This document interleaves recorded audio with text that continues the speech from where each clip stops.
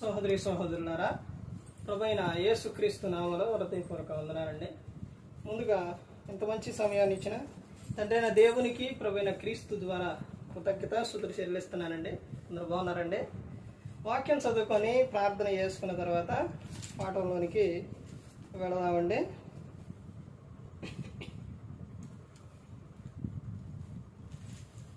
Mark గారు రాసిన సువార్త 9వ అధ్యాయం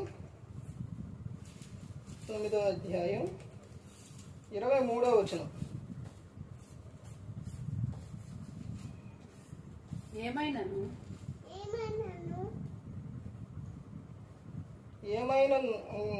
కిందమైన అందుకు యేసు, నమ్ముట నీ వలన అయితే నమ్మువానికి సమస్తమును సాధ్యమని అతనితో చెప్పాను. ప్రార్థన చేసుకున్నాం. పరలోకమందున్న మా తండ్రి, పరిశుద్ర ప్రేమ గల తండ్రి, గొప్ప తండ్రి, యెహోవా తండ్రి, అయ్యా మీ ప్రియకుమారుడు యేసుక్రీస్తు ప్రభువారి ద్వారా కృతజ్ఞతాస్తుతులు చెల్లిస్తున్నాము నాయన. కూడికంతట్లో మీరే నడిపించండి ఆయన. వాక్యం బోధించుండగా ఈ లోక సంబంధమైన జ్ఞానంతో కాకుండా మీ జ్ఞానంతో మాట్లాడే భాగ్యం దయచేస్తారని మా ప్రభువైన యేసుక్రీస్తు నామమున వేడుకుంటున్నాం తండ్రి, ఆమేన్. ప్రభువైన యేసుక్రీస్తు నామములో హృదయపూర్వక వందనాలండి. దేవుని కుమారుడు యేసుక్రీస్తు ప్రభువారు ఈ లోకానికి వచ్చిన తర్వాత పరలోక రాజ్యం సమీపిస్తుంది కనుక మారు మనసు పొందమని ప్రకటింప మొదలుపెట్టారు. అంశం పాఠం పేరు ఏంటంటే పశ్చాత్తాపం. మనిషికి కావలసింది ఏంటి అని అంటే పశ్చాత్తాపం. ఇక్కడ ఒక కుమారుడికి దెయ్యం పట్టింది. ఏ దెయ్యం అంటే మోగ దెయ్యం పట్టినప్పుడు శిష్యుల దగ్గర తీసుకొస్తే వల్లబడ్డ తర్వాత యేసుక్రీస్తు ప్రభువారు వచ్చిన వస్తువు ఉన్నప్పుడు ఆయనను చూచి ఆ తండ్రి ఏమని చెప్తున్నారు, బోధకుడా నువ్వైనా చూడు అన్నప్పుడు యేసుక్రీస్తు ప్రభువారు ఆ సందర్భంలో అవన్నీ అడిగి నీవు నమ్ముచున్నావా అని అడుగుతారు. నమ్ముచున్నాను ప్రభువా, అపనమ్మిక లేకుండా సహాయం చేయమని చెబుతారనమాట. ఇక్కడ ఏమని చెబుతున్నారంటే అందుకు యేసుక్రీస్తు ప్రభువారు ఏమని చెబుతారంటే, నమ్ముట నీ వలన అయితే నమ్మువానికి సమస్తమును సాధ్యమే అని చెప్పారు. నమ్మాలి.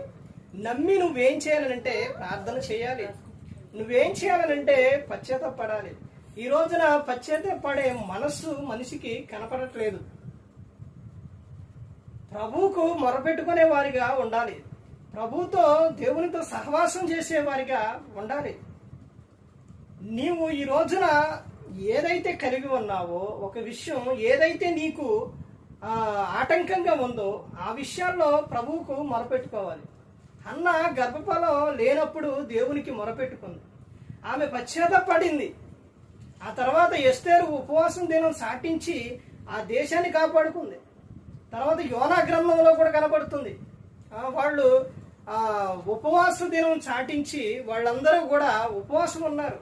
దేవుడు అప్పుడు చేయాలనుకున్న కీడు చేయక మానేరు.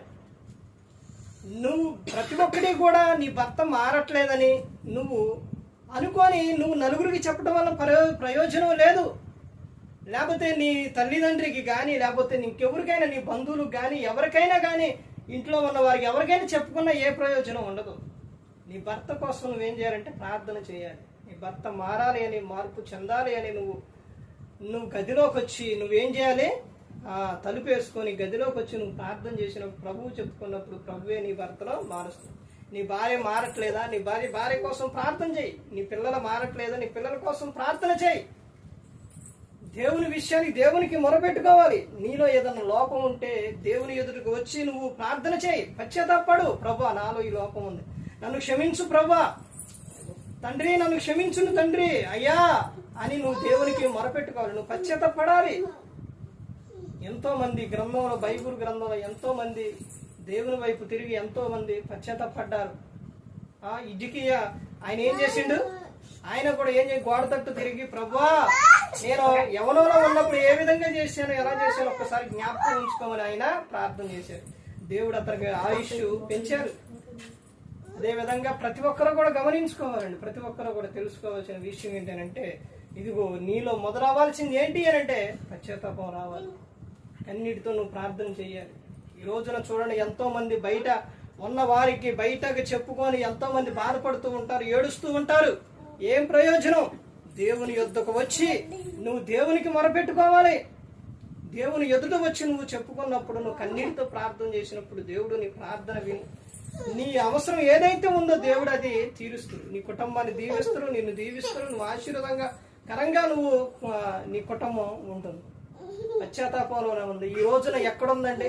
ప్రార్థన చేసేవారు లేరు, వాక్యం చదివేవారు లేరు, తర్వాత కన్నీటితో ప్రార్థన చేసేవారు లేరు, ఉపవాస ప్రార్థన చేసేవారు లేరు. చాలా తక్కువ మందిగా కనబడుతున్నారు.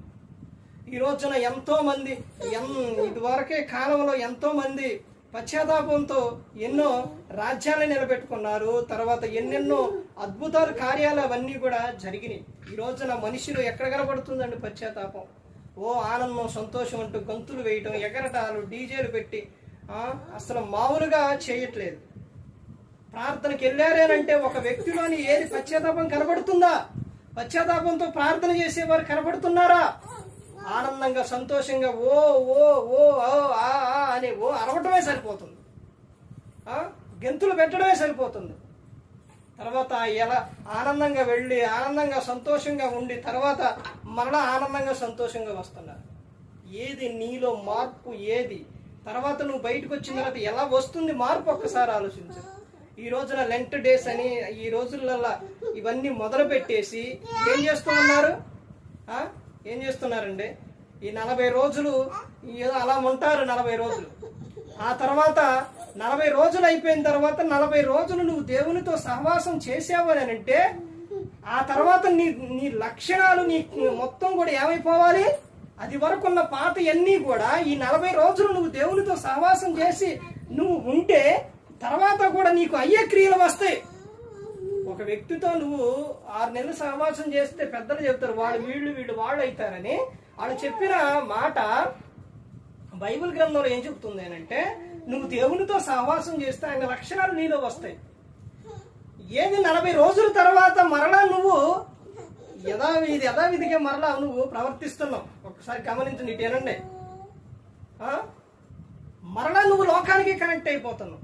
అంటే ఏదోలే నువ్వు ఇక 40 రోజులు వేసుకొని డ్రెస్ వేసుకొని ఏదో 40 రోజులు నేను ఉన్నానులే, చేశానులే, లేకపోతే ఉపవాసం ఉన్నానులే అని మామూలుగా ఏదో నువ్వు చేస్తున్నావు. కానీ నీ హృదయం మండుచున్నదా? నీ హృదయంలో మార్పు వస్తుందా? ఒక్కసారి గమనించండి. నువ్వెప్పుడైతే పశ్చాత్తాపంతో ప్రార్థన చేస్తావో, ఎప్పుడైతే నువ్వు మనసు మార్చుకుంటావో అప్పుడే నువ్వు నీ జీవితం తర్వాత కూడా ఏమైపోతుంది? మారిపోతుంది. నీ కుటుంబంలో నీ జీవితంలో అద్భుతంగా ఉంటుంది. 40 రోజులు నువ్వు ఉపవాసం ప్రభుతో నువ్వు ఉన్నావనంటే అది వరకు నీకు మందు అలవాటు ఉంది, తర్వాత తిరిగే అలవాటు ఉంది, తిట్టే అలవాటు ఉంది, ఇవన్నీ ఉన్నాయి. 40 రోజుల తర్వాత నువ్వు అసలు నీలో మరలా నువ్వు దాని మందు వైపు తిరిగి చూడలేవిక. నువ్వు కరెక్ట్గా నువ్వు పశ్చాత్తాపంతో నువ్వు ఉండి కరెక్ట్గా నువ్వు చేస్తే, పశ్చాత్తాప పడితే మరలా చెడు క్రియలకు నువ్వు వెళ్ళవు. నీ నోటిలో నుంచి బూతులు రావు, మరలా నీ నోటిలో నుంచి వ్యర్థమైన రావు. ఇక నీ క్రియలు కొత్త క్రియలు అయిపోతాయి, పాతవన్నీ గతించిపోతాయి. ఏది ఎక్కడ కనబడుతుంది? ఏడ కనబడుతుందండి? ప్రతి ఒక్కరు ఏదో పైపైన భక్తి పైపైన చేస్తున్నారు, కానీ లోన నీకు శక్తి ఉందా? నీకు ప్రార్థన ఉందా? బాప్తిస్మాలు తీసుకుంటున్నారు, తర్వాత ప్రార్థనకు వెళుతున్నారు, కానీ దేవునితో సహవాసం ఏది? పశ్చాత్తాపం ఏది? ప్రతి ఒక్కరు గమనించుకోవాలండి. దేవునితో నిత్యము కూడా సహవాసం చేసేవారిగా ఉండాలి. ఇక్కడ తండ్రి ఎవరి దగ్గర తీసుకొచ్చారండి? యేసుక్రీస్తు ప్రభువారి దగ్గర తీసుకొచ్చారు. పిల్లల్ని యేసుక్రీస్తు ప్రభువారి దగ్గర తీసుకెళ్తున్నారు. అయ్యి ఇదిగో ప్రభు, నా పిల్లలు ఫలించాలి, నా పిల్లలు ఆశీర్వదింపబడాలని తల్లులు కోరుకుంటున్నారా? తండ్రి కోరుకుంటున్నారా? వాళ్ళ కోసం ప్రార్థన చేస్తున్నారా? ఒక్కసారి గమనించుకొని ప్రతి ఒక్కరు కూడా నీలో పశ్చాత్తాపంతో ఈ రోజున కుటుంబాల్లో స్త్రీ ఎక్కడ కన్నీటితో ప్రార్థన చేస్తుంది, ఎక్కడ పురుషుడు దేవునితో సహవాసం ఎక్కడ కలిగి ఉంటున్నాడు? ఒక్కసారి ఆలోచించండి. స్త్రీ ప్రార్థన చేయదు, పురుషుడేమో భర్త ఏమో దేవునితో సహవాసం కలిగి ఉండరు, పిల్లలేమో లోకానికి కనెక్ట్ అయిపోతారు. ఒక్కసారి ఆలోచించండి. మీ జీవితాలు బాగుండాలంటే స్త్రీ నిత్యము కూడా దేవునితో మాట్లాడుకోవాలి, ప్రార్థన చేయాలి. పురుషుడు నిత్యము కూడా దేవునితో సహవాసం కలిగి ఉండాలి. అప్పుడు నీ పిల్లలు కూడా ఫలించి అభివృద్ధి చెందుతారు. ఏ ఒక్కరు కూడా నశించి నరకానికి వెళ్ళిపోకూడదని యేసుక్రీస్తు ప్రభువారు ఈ లోకానికి వచ్చి మనందరి కోసం సిలువలో తన ప్రాణాన్ని పెట్టి ఉన్నారు. మరి ఈ విధంగా నిలబెట్టి మాట్లాడిచ్చిన తండ్రి దేవునికి కృతజ్ఞతాస్తుతులు చెల్లిస్తూ ఇంతవరకు శ్రద్ధగా ఉన్న మీకు ప్రభు పేట నా హృదయపూర్వక చెల్లిస్తూ ఈ మాట ముగిస్తున్న అందరికీ వందనాలు.